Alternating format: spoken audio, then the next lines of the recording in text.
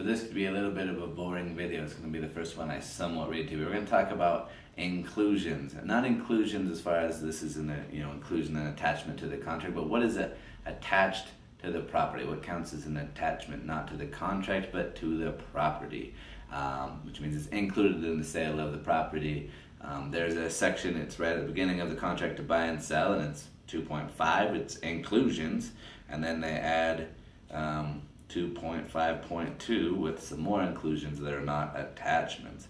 So you have two, it's the same thing really, but what it really boils down to, if it is attached to the property, it is screwed to it, it goes with it. Awnings and window coverings and curtain rods and CO2 detectors and smoke detectors and all the wiring and TV antennas, sheds, you name it. Unless it is specifically excluded, you can exclude anything you want. You get to choose. If you want to take it with you, you can do so. You just have to let them know. Let's say there's a light fixture that was, an antique that you had for 50 years. You can take it with you. You just have to exclude it from the contract and let them know what you're going to replace it with. Right? As your realtor, I would recommend take it before you start showings and put what you're going to leave with it up instead. That's a lot better way to do it. Then they don't fall in love with the amazing chandelier and you pick a fight over it later. They just don't ever know it existed and they get the cool ceiling fan that you put in its place. But for fun, I'm going to read this to you because this is a weird thing. Some of this stuff people don't think of as being included with the property. So let's check my reading skills here. It says, if attached to the property on the date of this contract, the following items are included unless excluded in the exclusions: lighting, heating, plumbing, ventilation and air conditioning units, TV antennas, inside televisions, networking, coaxial cable wiring, connections, block jacks, plants, mirrors, floor coverings, intercom systems, built-in kitchen appliances. I'll take a break right there.